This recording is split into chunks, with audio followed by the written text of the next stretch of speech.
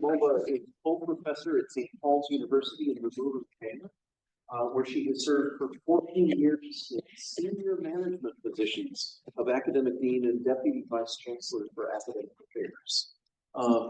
She has not let that impede her scholarship at all. And any of us who have ever worked in administration know how hard that is. She is a researcher with work that spans the fields of church history, focusing on mission history, interfaith relations, and theology and gender studies with a focus on African women's theologies. She is a widely published author. She is someone who really is a must-read in the world of Anglican theology. It is a wonderful privilege that she has chosen to be with us today. We are so lucky to have her here, and so lucky that Bishop James Tenge was able to make this possible. And so please join me in welcoming Dr. Esther Mombo.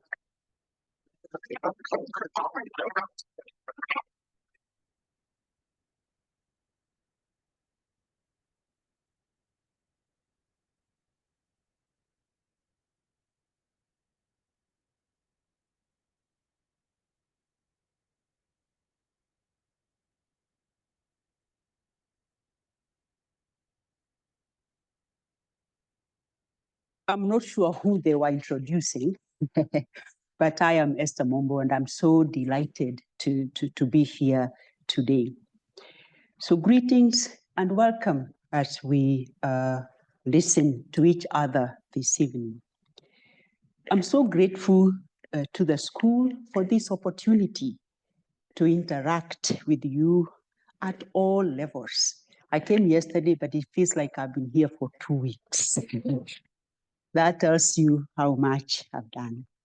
I'm so grateful to my brother, friend, and Bishop Tenge, a friend for a long time, and in his home I have stayed before.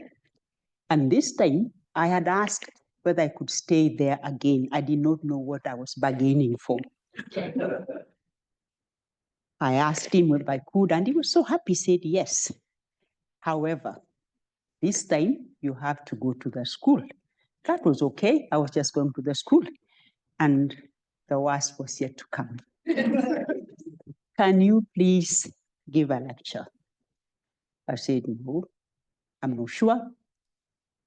The second one was, can you send a title? The rest is history, but I am here today. Delighted to see old friends.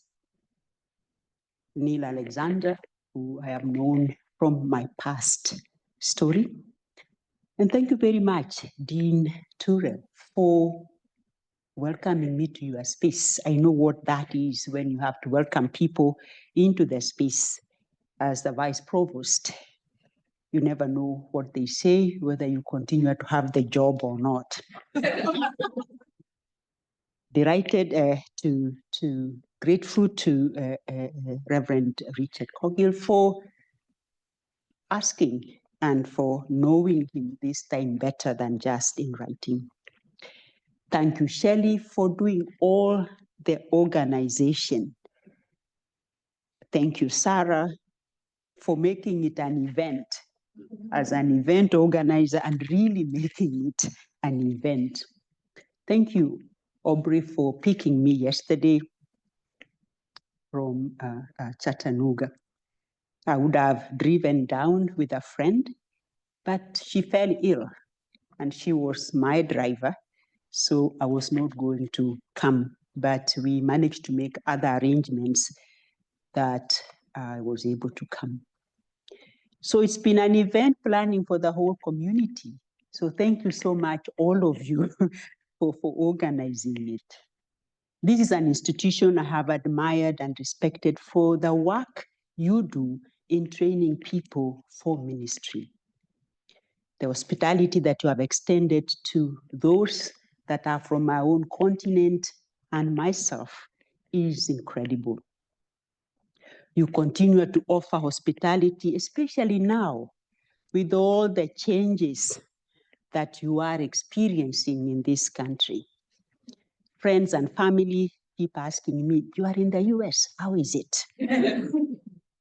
And recently I was in a seminar with our dear sister, and this is the way she described the situation.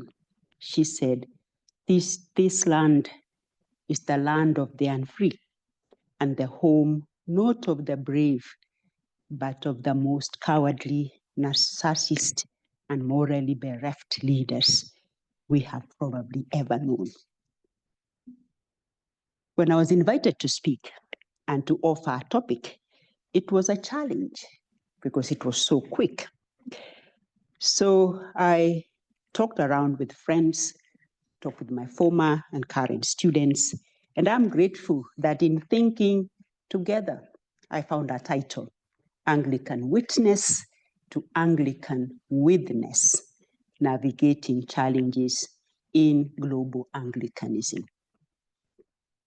The Anglican Communion, a worldwide family of churches historically rooted in the Church of England, has long embodied a rich theological and ecclesial tradition.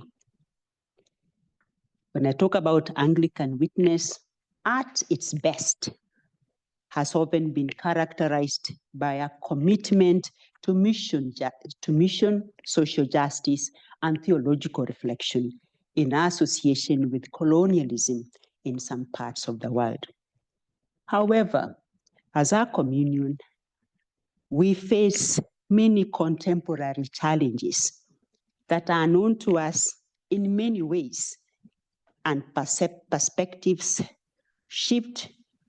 A perceptive shift from Anglican witness to Anglican witness is another way to look at ways in which we can face some of those realities or some of those challenges. I talk about witness, which is an emphasis on rationality, mutual accompaniment, and solidarity,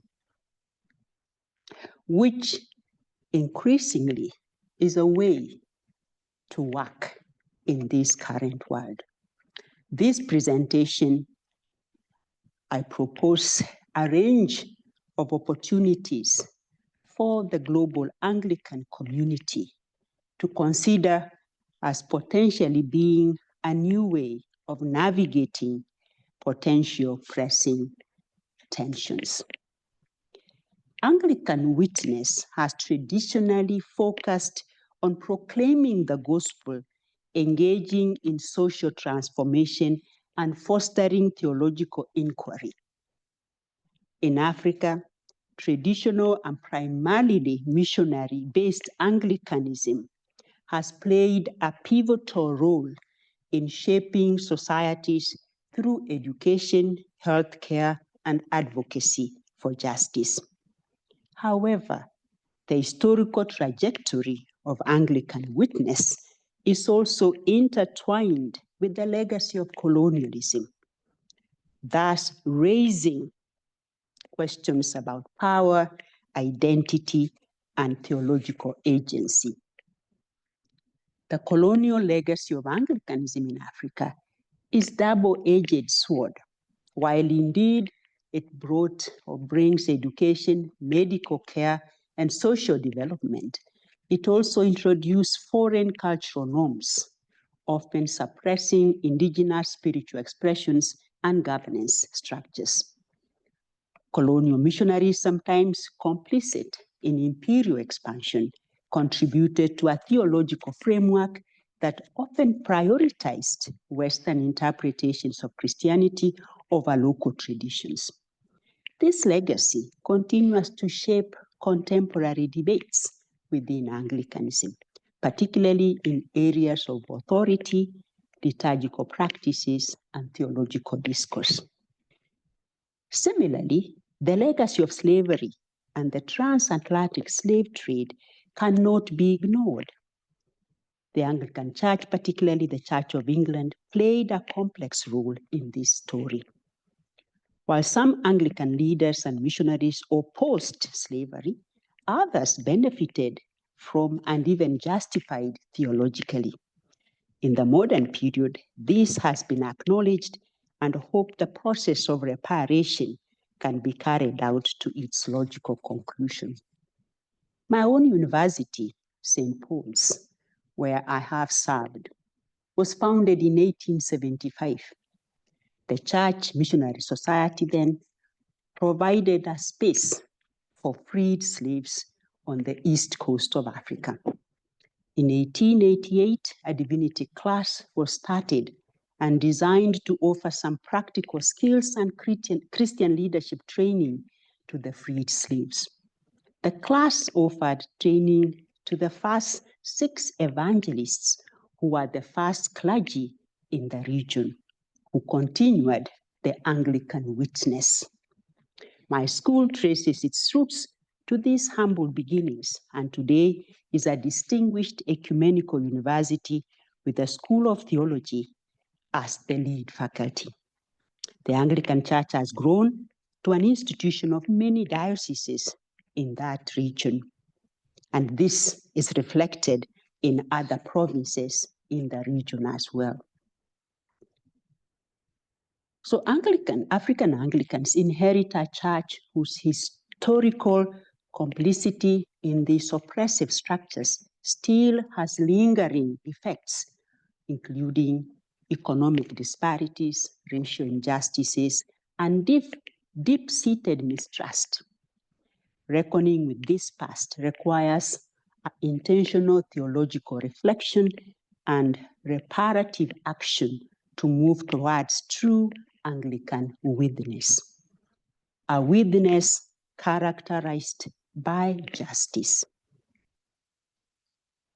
There is something to be said about theological education, and people have argued that it is because of theological education that we continue to have many challenges among us. Despite the legacy of slavery, African Anglicanism has grown in its part into a vibrant and influential force within the global community. On the other hand, there is, of course, the arguably vibrant and observably more punitive rise of conservative leaders, not all of whom are Africans themselves, but who purport to speak on behalf of African Anglicans. And that you could tell when you think at movements such as GAFCON. Conversely, theological movements such as African liberation theology and enculturation theology have reinterpreted Anglican witness in ways that resonate with indigenous worldviews, emphasizing communal identity, reconciliation, and justice. For example, the Circle of Concerned African Women Theologians, a continental organization, has shown that it is possible to work together, to grow together, coming from different spaces and holding different views. Across the communion, we know that movements of indigenization, enculturation, contextualization have continued to reinterpret Anglican witness in ways that work for the local communities. But that is not all. We know that we continue to struggle with challenges of division, challenges of misunderstanding each other. So how do we go about Anglican witness? The concept of Anglican witness shifts the emphasis from a hierarchical model of mission to a relational paradigm that prioritizes accompaniment, dialogue, and mutual learning. It is an invitation to move beyond mere proclamation towards deep engagement with diverse contexts and struggles. In Africa, Anglican witness calls for a decolonized theological imagination, one that fosters interdependence rather than dependence. This shift requires a commitment of mutual vulnerability, where both North and South, East and West, South and South engage each other with humility and openness. I'm reminded of late Gitari, who told us that each time he visited Germany at the time, as soon as he walked into a room, he thought he was going to a meeting. He was always asked, what can we do for Africa? And this, he said, annoyed him because he would ask, and what can we do for you?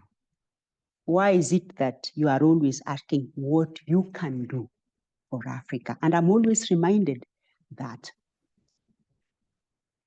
the humility and openness demands that together we address the pressing concerns such as poverty, immigration, theological education and leadership, gender and sexual minorities, and ecological crises through a model of co-responsibility rather than paternalistic interventions. Moreover, Anglican Witness urges theological institutions like this one to engage with each other by listening to each other and offering mutual support and critique. It is a joy to see how much is coming out in terms of recognizing theologians across the world, especially the work that has been done by Bishop Tenga Tenga and others, bringing names that perhaps we didn't know into the center and saying they have been writing and doing theology. So African Anglicans are not subjects of study, but as equal partners in shaping the future of Anglicanism. Theological dialogue must be grounded in reciprocity, acknowledging the theological richness that each person brings to the table. We know that as we talk about that several challenges continue to threaten the cohesion of the Anglican communion. We know that we struggle around issues of doctrinal divisions, cultural differences, and historical and structural perspectives. These are inevitable and they must be attended to with respect. When one looks at this, we are bound to think through issues of power that have not been interrogated. I want to illustrate this with 6 active women bishops. In January 2024, my school hosted 6 women serving as bishops in Africa. The Right Reverend Elizabeth Awut from Rumbek Episcopal Church of Southern Sudan. The Right Reverend Dulcie Bradley Deamini from Esutwani. Bishop Dlamini was preceded by the late Bishop Elena Wamkoya, who was elected in 2012 as the first woman bishop of the Anglican Church of Southern Africa. The Right Reverend Dr. Vicentia Gabi of Lesotho. The Right Reverend Philomena Tete of the Church in Angola. The Right Reverend Emily Onyango of Bondo Diocese, an Assistant Bishop of Bondo Diocese, and the Right Reverend Rose Okenu of Butere Diocese. You realize I want to name them. I don't just want to say bishops, because by knowing their name or hearing their name, we know they exist. Because when you are nameless, then even your issues are not known. Welcoming them to St. Paul's for a conference, I named them the Africa Six, knowing that we've had others. The active ones are these six. During the public event, when these bishops talked about their life and work, the questions they were asked include, now that you have been consecrated bishops, which party of the Anglican Communion are you going to take part in? Now that you are bishops, how do you want to be named? The issues of which party they would go to, they responded by saying, we have our issues to bring to the tables. Why are you asking us to identify with one party? But the issue of naming was more complex, because in most spaces where they work, the usual liturgical and everyday title of the bishops, whether they like it or not, is Lordship or Father in God. The challenge of how to name these women was a constant thing. How do you want us to name you? And the issue of naming probably stems from the fact that the establishment of Anglicanism in the colonies of Africa had as one of the main resources the 1662 Book of Common Prayer, written in the context of the English tradition, imported and translated for use by the colonized. This explains why the title Lordship still survives and finds consonance with the fatherhood or maleness in reference to bishops within the African context. So while the bishops themselves asserted that they are bishops and not just women bishops, Bishop Vicentia and Bishop Rose observed that being women who are bishops does not overshadow or invisibilize their unique experiences and challenges as women in the leadership. 6 women bishops in Africa is a drop in the ocean, thinking of how many bishops there are at the moment. Where there are still discussions in many spaces about whether women should be or should not be ordained, where women have not even found room to come to theological spaces to even study theology. So to have 6 women bishops is a drop in the ocean.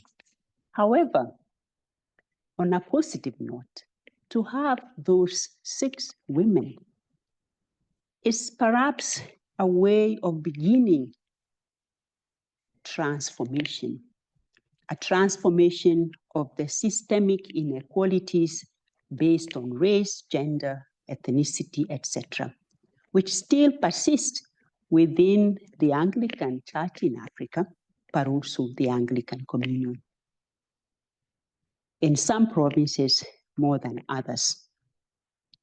Speaking at this conference, the Archbishop of the Anglican Church of Kenya, Jackson Ole Sapit, said, women leadership provides the church with rich and diverse approaches of spreading the gospel, inspiring hope and mentoring younger generations. He further reiterated that it is imperative that institutions such as the church remain vocal in highlighting the formative and transformative power that women hold as change agents, as well as speak to diminish barriers that hinder their full inclusion in ministry service, in ministry and service. It is important to note the forms of abuse against them and to work around against those abuses. The issue that the Africa 6 presented is how we understand power and how we problematize power, uses that confer privilege to some and assign powerlessness to others. This power is multifaceted and distributed across various individuals, offices, institutions, and networks. It is often negotiated and contested with theological debates, cultural dynamics, and shifting demographics. Commissions of the Anglican Communion are spaces of power and power dynamics. Having participated in some of those commissions, one realizes the power dynamics, the powers of control and influence, the powers of access to resources, and their interplay in shaping and framing still the Anglican witness and presence in the world today. African women theologians have looked at this concept of power and talk about powerhouse.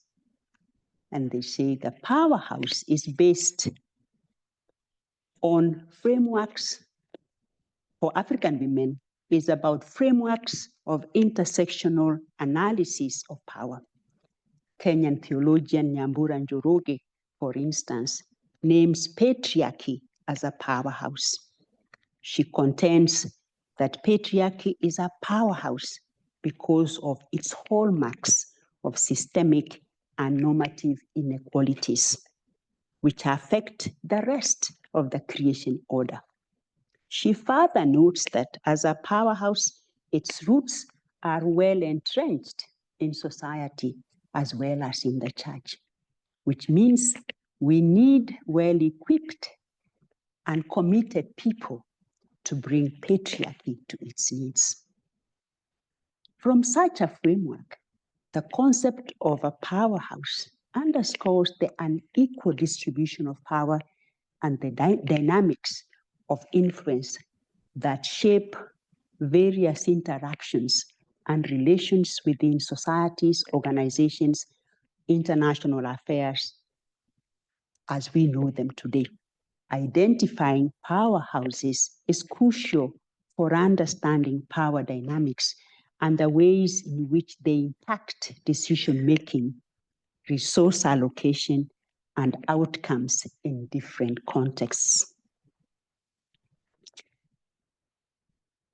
So what do we do with Anglican witness that I'm proposing? Anglican witness provides, as I've said above, a framework for navigating these powerhouses, tensions, by emphasizing shared discipleship over ideological purity.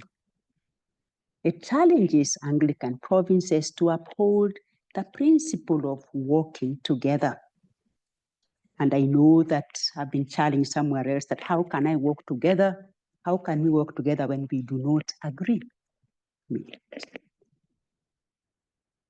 I'll talk about principle of working together, even amidst deep disagreements, drawing from a communal wisdom, particularly an ethos that has been noted by the late Tutu, the ethos of Ubuntu. And he goes on to say that Ubuntu speaks of the very essence of being human. It is to say my humanity is caught up, is inextricably bound up in yours. We belong in a bundle of life. We say a person is a person through other people. And we know what that meant as he struggled with his context and tried to live that. A wise woman, Mercy Oduyoye, the founder of the Circle of Concerned African Women Theologians, says, Ubuntu calls us to recognize the interconnectedness of humanity and to value the contributions and experiences of all individuals, regardless of gender, age. It challenges us to dismantle structures and systems that oppress others and to promote equality and justice for all. So Anglican witness provides a framework for navigating the tensions that we find ourselves in. Tensions, as I've noted above, of tensions over what I've called above ideological purity. Furthermore, Anglican witness necessitates a renewed commitment to ecumenical and interfaith dialogue. In an increasingly pluralistic world, Anglicanism cannot afford to be insular. African Anglicans would provide their rich history of interfaith engagement, particularly in Muslim-majority regions. They should offer valuable insights into how Anglican identity can be shaped in dialogue with religious traditions of where they are. Anglicans to working together in that context, to borrow leaves of ways in which the Circle of Concerned African women have worked, or other ecumenical organizations. The transition from Anglican witness to Anglican witness represents a theological and missiological recalibration for the global Anglican communion. African Anglicans, with their dynamic theological expressions and lived realities, have much to contribute to this shift by prioritizing rationality, mutual accompaniment, and shared discipleship. The Anglican communion can move towards a future that is not defined by division, but by a deep commitment to walking together in faith. In doing so, Anglican witness offers a vision of a church that is more inclusive, contextually rooted, and resilient in the face of contemporary challenges. So Anglican witness encourages a posture of listening, reconciliation, and shared mission. If this must take place, where should the place of trust of each other be? Having participated in some of the commissions, and as I've said, powerhouses, it appears to me that we gather together from perspectives of suspicion even before we begin to listen to each other. How can we deal with ourselves when we come to that space? That even if we have historical baggage, that we are able to listen to that historical baggage and be able to move on. Furthermore, Anglican witness resonates, necessitates a renewed commitment to ecumenical and interfaith dialogue, as I have noted above. There is a need for this, and this need, we must take note of what the role of theology and theological education plays. We know that within theological education, there are ways in which we prepare those that go to leadership with with one way only, and not telling them that there are other ways are possible.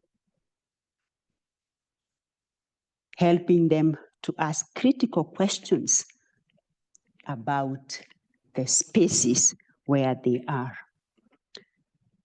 I was listening to a theologian who once said that you have this issue of Christ is the answer, but we never asked what is the question. It is asking questions so that the theology that we carry, that we teach, is a theology, as one scholar says, that will help people in the pews, in the streets, to cultivate a dialogue that will lead to life-giving action in the midst of suffering, misery, and death. A theology that will provoke us to come together to argue it out when things go wrong. In conclusion, therefore, the transition from Anglican witness to Anglican witness represents a theological and missiological recalibration for the Anglican Communion. I have said that. And African Anglicans, with their dynamic theological expressions and lived realities, have much to contribute to this shift if they stop being mouthpieces of others or being used to speak on behalf of those who represent power and use it for their benefits. By prioritizing rationality, mutual accompaniment, and shared discipleship, the Anglican Communion can move towards a future that is not defined by division, but by a deep commitment to working together in faith. In doing so, Anglican witness offers a vision for a church that is more inclusive, contextually rooted, and resilient in the face of contemporary challenges. Thank you very much.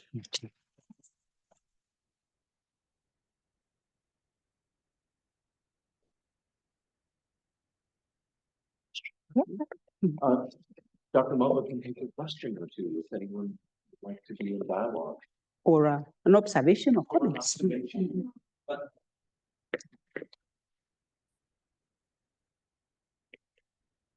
Yes. Nadine, and ask you to expand a little more on your impressions of the way the power dynamics have shifted and changed in your ministry. Really interested. It depends on where I am. or, Both global and local. or which powerhouse I'm sitting in. Or I sort of wonder, are the houses shifting and changing? Yeah, it's not, I would say that powerhouses are there to be used, and I've used powerhouses myself. So I don't want to remain clean that I have not used powerhouses. Yeah. But it's why use the powerhouses and how I have used it.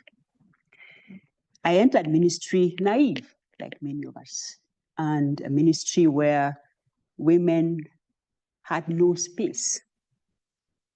I learned that as my grandmother told me that when you go to theological school, note that it's a space of jackets. That is her definition of patriarchy. And it took long for me to understand what she meant by a place of jackets. Jackets because of jostling for power. And went through theological education where I noted that theology is important because it will give me skills to interrogate the realities that are facing me as a woman and others around me. So how did I use power? What power did I have that time? I had the power of being a young woman, the power of being youth. And we know that youth movements are strong movements. especially when they choose to occupy. So I joined youth groups that were able to speak up to power. As a theological educator and being in the minority, I had the opportunity of being put in many commissions. And sometimes I wondered, why am I in this commission? Am I here because the box has been ticked? And I realized, yes, sometimes you are there because the box has been ticked. Because whatever you say, it will not be listened to. But even those spaces, I chose to disagree, especially when decisions were being made that would exclude even me from being there. So using my power to disagree, using my power to speak, and using my power to name, and using my power to refuse to be in what was felt as the majority box, to move out of the box and to run away from it. Because you can't be in a box or stand outside the box, but it's important to run away from the box. So I have used my position as DVC academics in my institution to argue for theology for the people of God. Because when theology is exclusively male, and some male, that is not the reflection of the church. In that position, I was able to bring the cases forward and say, theology is for the people of God. And it is those that are in the margins that we should be listening to. And so we need to bring them into the center. So having a position helped me to do that. So I've used the power positively, sometimes burnt my fingers, but I'm grateful that I have used the power, because power is given to us by God, not by anybody. Thank you. Yes. Yeah, that was wonderful. Thank you. It brought to mind a lot of things, but I was thinking, and I think it was Stephen Sykes who said, you know, the really distinctive thing about Anglicanism is an Anglican ecclesiology, more so than pretty much anything else we have. From the 16th century to now, these moments of crisis bring out the desire to define that ecclesiology in ways that are, in some ways, inherently un-Anglican, right? All of these kinds of walking together in mutuality and tension and living within that fuzziness is just part of the realities of what this is. And then in those moments, we see attempts like, you know, after Windsor when they're trying to do covenant, or even now, every time we have these crises, there's this attempt to define. And I'm wondering, you know, as maybe spinning off of more where you landed, a bit more from where you landed, is what do we do to resist that tendency when we have these moments of disagreement and crisis? Because I just think of all the time in conversation that sometimes feels wasted trying to define things that you know, they come out with a covenant, we don't have a covenant, right? So they spend all this time doing it. And there's work in the doing sometimes, but how do we, on those institutional levels, get to the place where we can say, this is really hard. Instead of trying to spend our time defining this, let's walk forward in that tension, in those difficult things, and keep going in that very kind of Anglican way instead of being very clear about things. Yeah.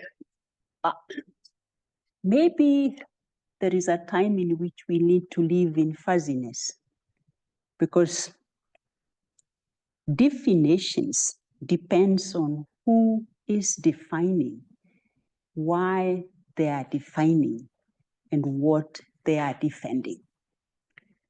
You gave an example of the covenant. One should understand the story to that covenant. As I said earlier, that by the time you people are coming into a commission, it's like lines have already been drawn.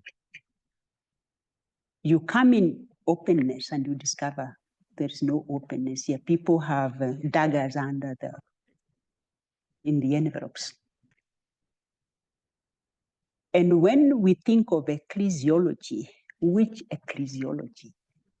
Is it the New Testament ecclesiology? Is it the African ecclesiology? Is it the English ecclesiology? I think it is recently when there was we have all these definitions, or as people respond to the Lambeth calls, there are statements that are coming out. And in some of those statements, people are going back to the structures, right, and saying this is the structure. But my challenge is that when a structure has been imported and planted, when that structure begins to deal with the realities, it is challenged. The issue for me is, can we listen to each other from wherever we are and define an ecclesiology from that context, rather than trying to define an ecclesiology and place it somewhere? Because some of the realities, for example, it is understanding the polity of each context that you realize we are different.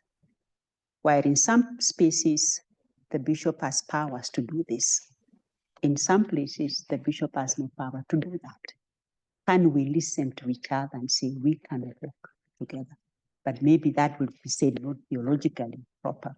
But I think fuzziness is also a space that we find ourselves, and perhaps is a good thing. Mm-hmm. Thank you so much. Two-part question. I love what you said about Christ as the answer to a lot of questions, but sometimes we neglect to ask the question. What is the question that Christ is the answer to that you right now are spending the most time thinking about, chewing on? And how do you see Christ as the answer to that question, either playing out, or what is your hope for how that question might be answered through Christ?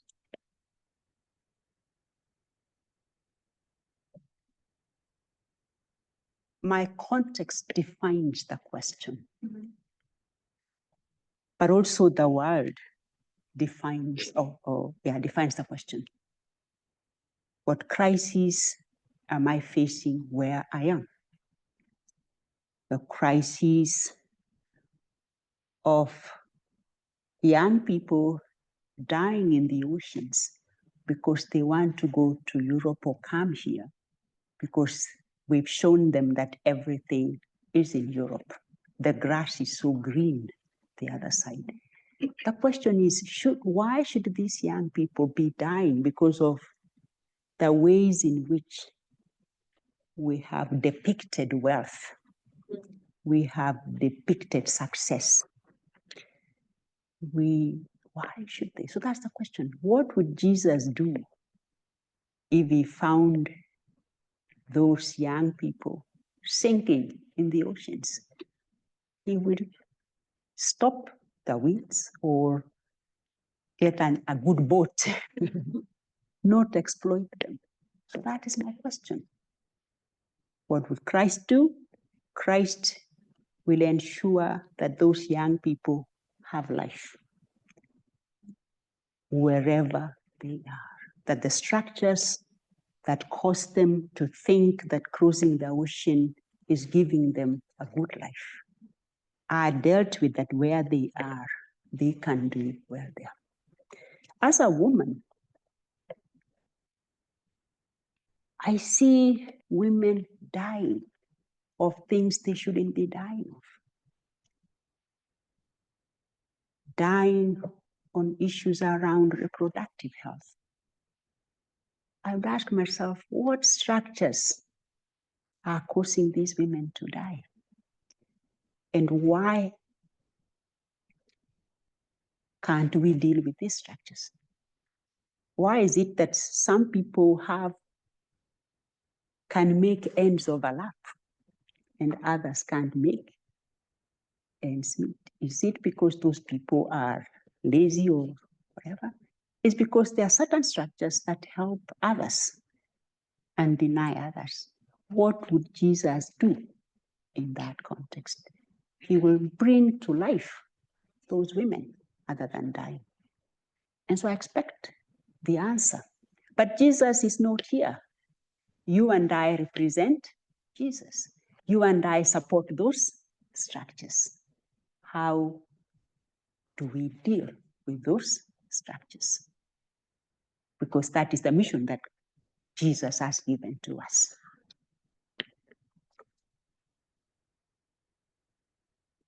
Thank you so much.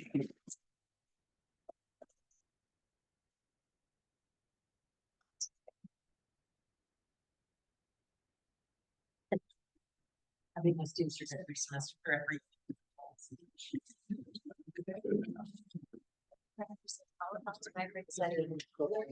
Yeah, and I know.